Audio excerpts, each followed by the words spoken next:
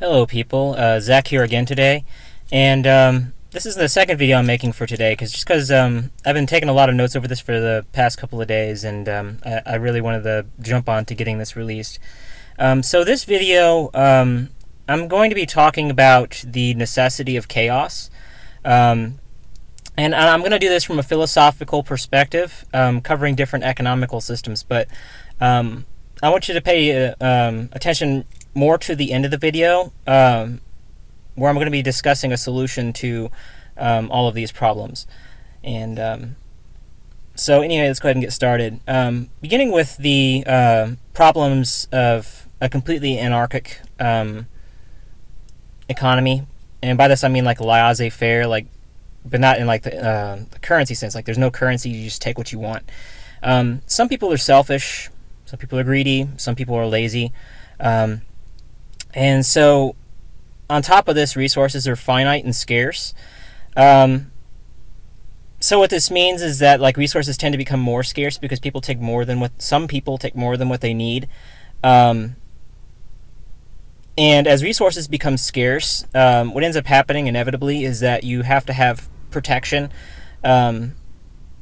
for these resources, the ones that you accumulate, because there's nothing to stop someone else from just breaking into your house and taking what you want because they think you have too much or that you don't deserve what you have and they do.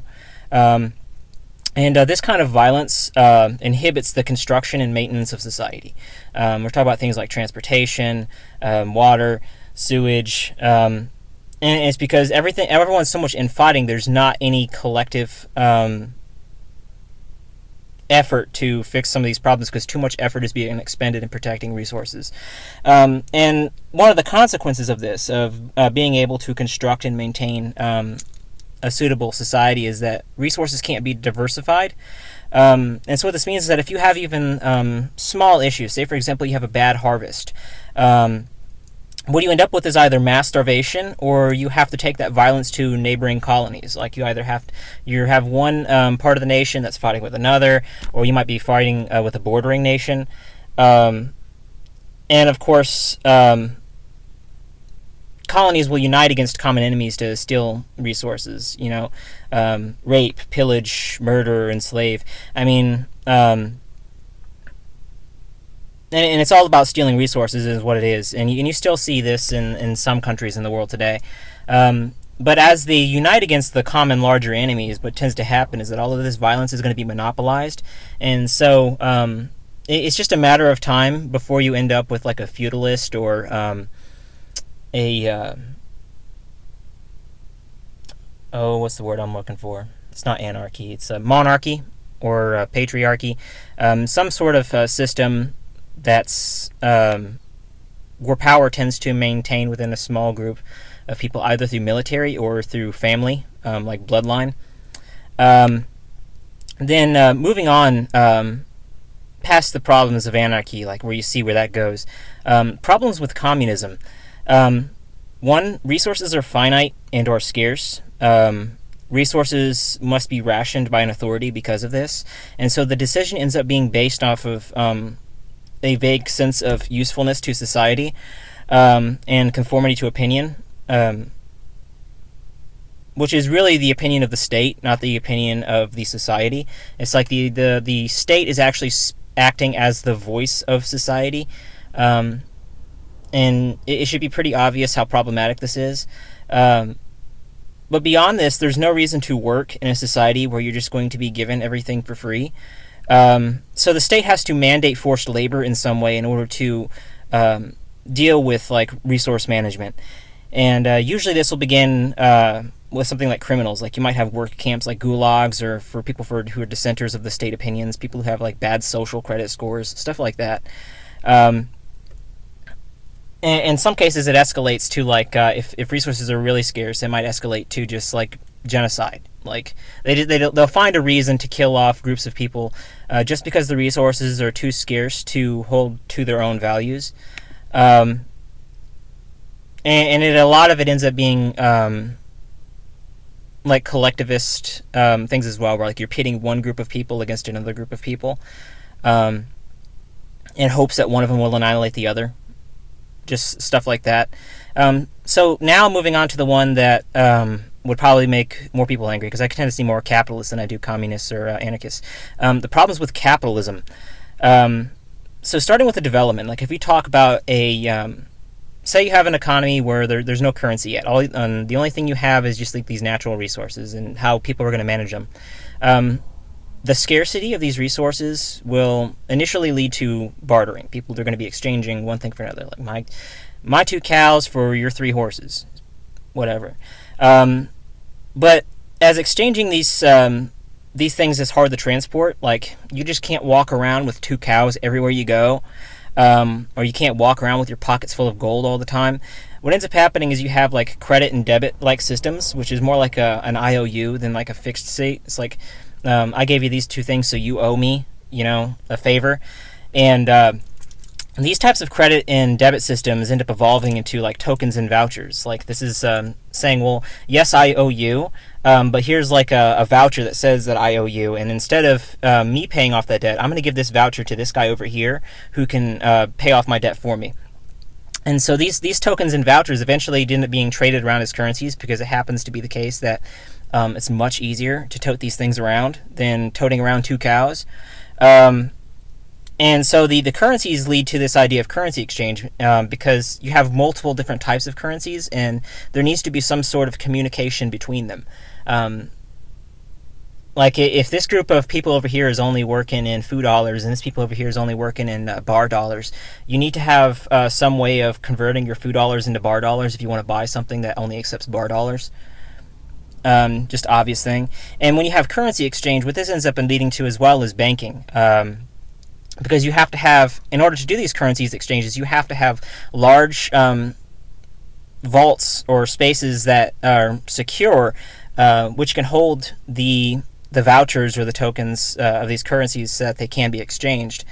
And I think in the past it used to be the case, like you might have had to wait a couple business days for currency to be transferred. But anyway, so the idea of banking leads to the idea of investing. Because you have all of this money that's sitting in this vault, and most of the people who are depositing their money, they might only be using like 10% of it at a time. So if you know that, what you can do is you can take that money that's in that vault and use it to invest in certain companies or loans for either for a certain percentage of return for the profits, or you might also have something like a collateral. Say, for example, that if the investment falls out, that you will take ownership of their house. Or you might also have like a partnership in the company. Like they might be on like a board of directors, because until the person who started the company buys them out. And so this idea of investing ends up leading to monopolization, because there's very little risk to the person who's owning the bank, because it's not their money that they're spending.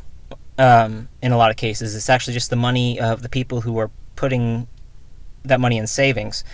And also as well, like banking is, they tend to charge like a fee for a certain transaction, is what used to be in the case now. A lot of banks don't do that now these days, but it used to be the case like every time you did a transaction, they would charge you a small fee. So they're making money off of people spending money. There's not really any labor in there. Same thing for like currency exchange. Like they might charge you like a certain amount for performing currency exchange. So they're literally making money off of just having money. But anyway, the idea of investing leads to monopolization,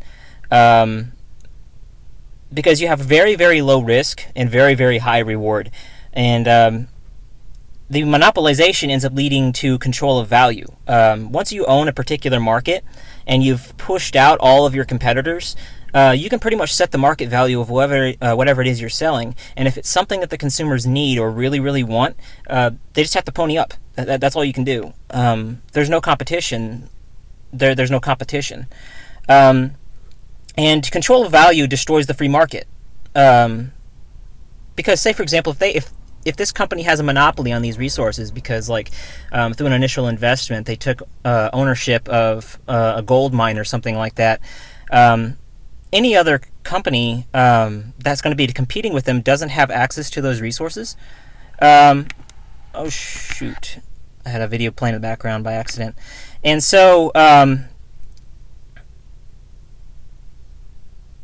the destruction of the free market ends up leading to regulation. And most people would think that this is a good idea. It's like, yeah, we got to regulate all of these people monopolies. We got to eliminate these trusts and whatever.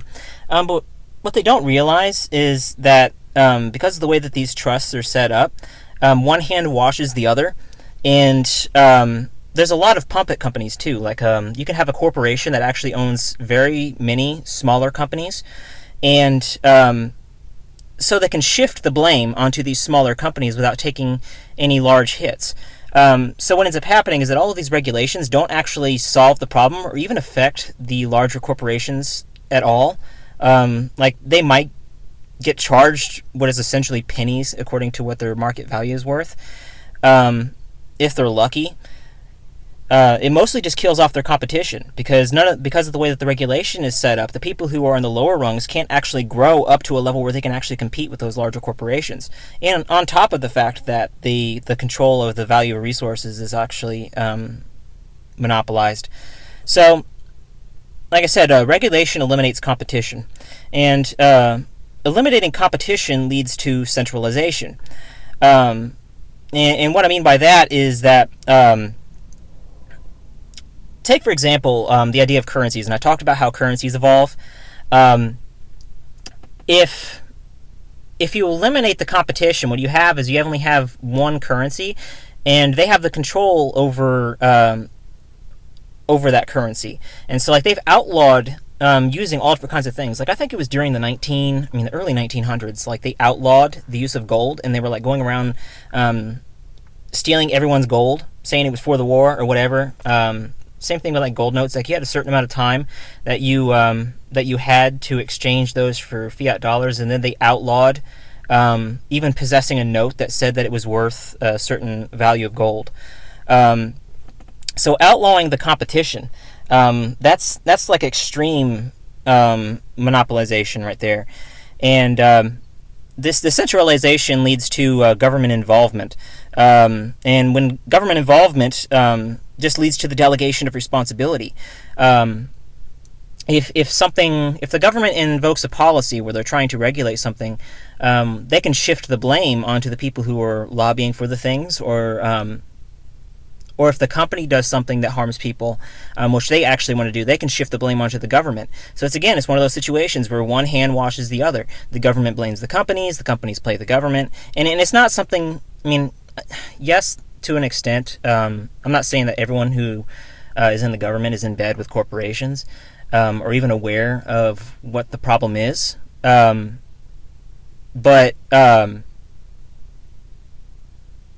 it's fairly obvious. Like, they use each other. And so what this means is that the government can actually delegate certain things that it wants to do into the name of these companies. Things that would forgo the rights of the certain citizens, like, say, for example, like freedom of speech. Yes, the government cannot constitutionally restrict your right to freedom of speech, but what they can do is that, like, under the table, they can pay off a corporation to silence you on, and then what they can say is, well, this corporation is protected under such and such act,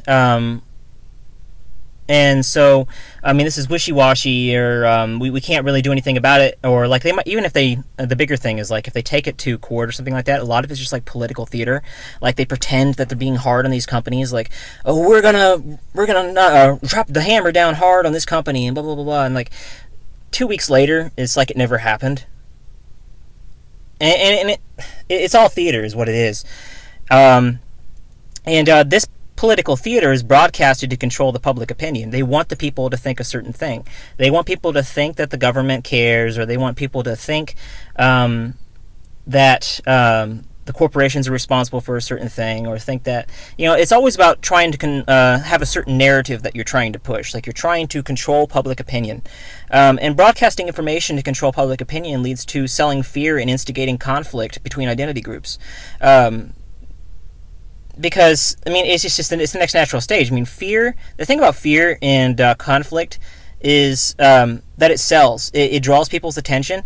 And so when you have these broadcasting networks or these news stations or whatever who are being paid by advertisers, and their sole job is grabbing the attention of the public, that's the best way to do it. So it's a win-win. I mean, the government gets what they want from the broadcasting networks, the broadcasting gets what they want from the advertisers, and the advertisers gets what they want from the broadcasters. One hand washes the other, one hand washes the other. And you can, and like I said, when you have situations set up like this, there's a constant delegation of responsibility. One person points fingers at the next person, that person points finger at the next person, and you never get anywhere. It's always a blame game. No one's ever responsible.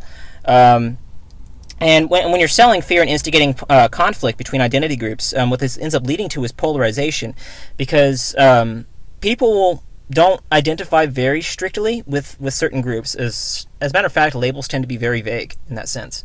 Like I might say I'm an anarcho-capitalist or whatever, but some of my views don't actually fit in with that. But the thing is that the way that people think of themselves, they always think of themselves in terms of the self or the other, and so there's always going to be like two major groups in between all of these smaller groups.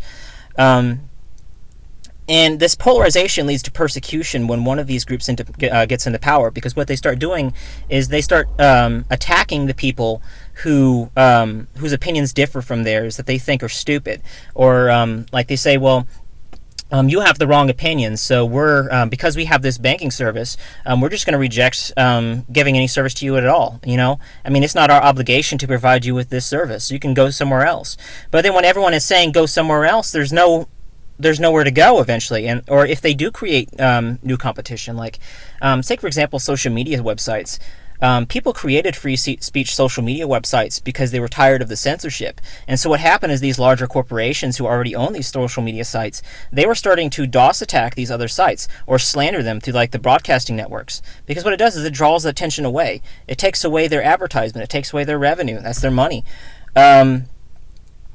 So as I said, polarization leads to persecution, and in the discriminatory sense, not as in the violent sense, but it does escalate into violence. Because eventually some people just get fed up. I mean, if they get chased away so far and they feel like they're actually being persecuted, they will eventually start fighting back. And then when there's not a clear target, that's what makes it really bad, because this means that they could be attacking people who are innocent. They could be attacking... In an age of the internet, you don't know what's true anymore, anyways, unless you're, someone like me who's like gathers like large sums of information on the internet and just has to sift through all of it like all day. And most people just don't have the time for that. They don't have the time. They don't have the energy. They don't care. And this violence ends up leading to segregation and insurrection. You have parties that are going to be pushing against the government or pushing against corporations, or they're going to say that, like this particular group that I identify as not self is persecuting me, therefore I do not want them in my society. So they start drawing hard lines and they self-segregate. And it's all the responsibility of all of these groups. It's the responsibility of the corporations, it's the responsibility of the government, it's the responsibility of the broadcasting and news information networks. But because everyone tries to pin it to one person, the blame just keeps getting shifted, and no one gets anywhere. They just keep seeing each other as enemies, and as long as we keep doing that, they're going to keep making bank on it.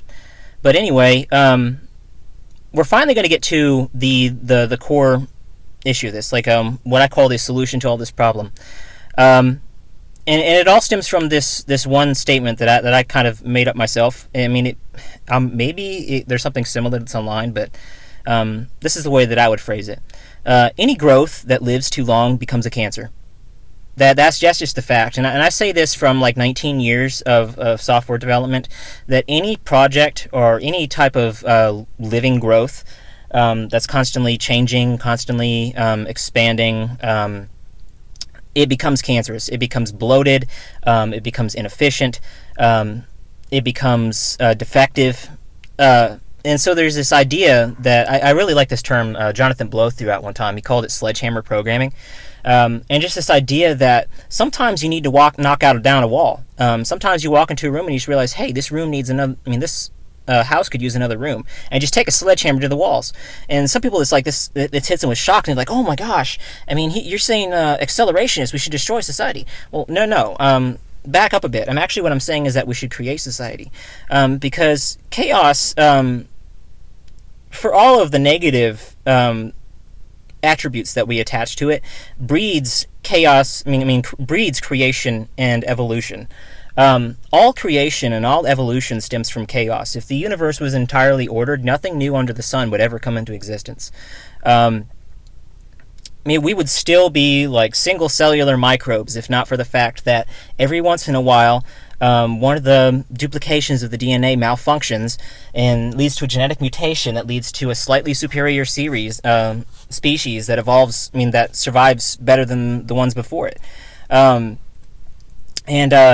This is sort of like the Phoenix effect, like from the ashes of something's own death, it's reborn as something new, and but it's still of the same essence. And so what I'm actually suggesting here is this idea of controlled destruction or planned obsolescence. For everything that has to do with society, anything that you're talking about a complex living thing, like a living growing structure, because the connections are constantly increasing between things, and they increase at like 2 to the n or something like that. Now, one of the reasons why we would do this is that some things are just crazy enough to work. And I don't mean like this in the idea of controlled destruction is just crazy enough to work, but just the idea in general that sometimes the most obvious, the best solution to a problem is the one that seems like the least obvious and the one that might seem to be absolutely crazy. Take, for example, the Planck's law, when we're talking about like the relationship between temperature and electromagnetic radiation for black bodies. The way that he came about the solution was not actually through a logical process. He was basically he was stuck on the problem for like several weeks or several months or something like that, and eventually he had this like dumb idea hit him. He was like, what if it was just like everything. If I just wanted to do this and make it simple, just so I myself could do it, if I could just like draw out a constant and create a coefficient of this. And he tried it thinking it was a dumb idea, and it ended up actually creating a perfect representation of what that actually was. And so like this fundamental law of nature actually derived out of doing something that seemed crazy at the time. And it wasn't just crazy to other people, it was crazy to him himself. Like he actually denied for a while that energy was quantized. Even though he was the person who discovered this, like he thought that the universe would be absurd to do something like that. It would just be crazy. But yet now it's a common thing. The chaos begun, and out of the chaos came the order. And there's this second issue as well, like the idea that if the problem changes, so should the solution. Every solution has its problem, and if the problem changes, the solution needs to change. And when it comes to things like societies, like civilization, economics, these things are constantly evolving. You have new technologies that are coming into existence. We're having new relationships with other countries. Things are constantly changing underneath us, which means that the problems that we're facing are constantly changing as well. And so we do need to find new solutions. We can't just keep expanding on the solutions that we have or expect that the solutions that we have are going to address problems in the future. We have to be future-proof in that sense. And a third instance of this is that perfection doesn't come from planning. Perfection comes from iteration. Many cases of iteration.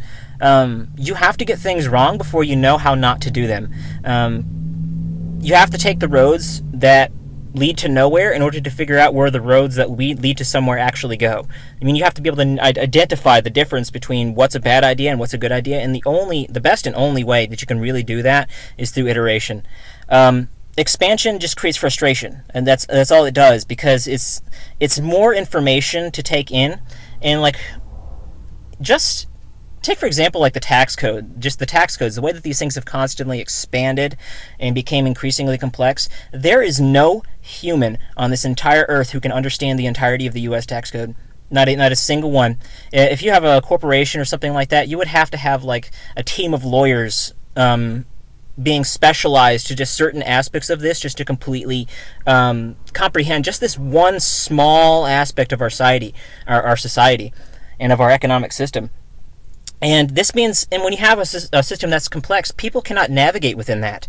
And when people can't navigate through the rungs of society, there ends up being a stagnation and a lack of growth. And one of the problems with the lack of growth that's in a society as well, in which, despite the point that it's inevitable that it's going to stop eventually, is that a lot of our systems that we use to socialize certain things like healthcare or education, or socializing like housing, or just different things, are based on this idea of growth. So if you cut off the growth, you end up with a deficit. It's an increasing deficit, and it just keeps growing. So you have to constantly be increasing your population in order to solve these problems.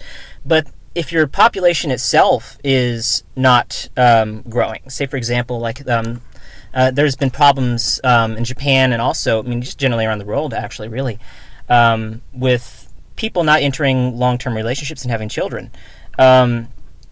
They live in a society that they think is broken, and that it's just not a smart idea. They would rather advance their careers, they would rather advance their hobbies, or they think that because of the way that the government gets involved in relationships, that they're in such danger from being in a relationship that it's just not worth the reward that comes from that.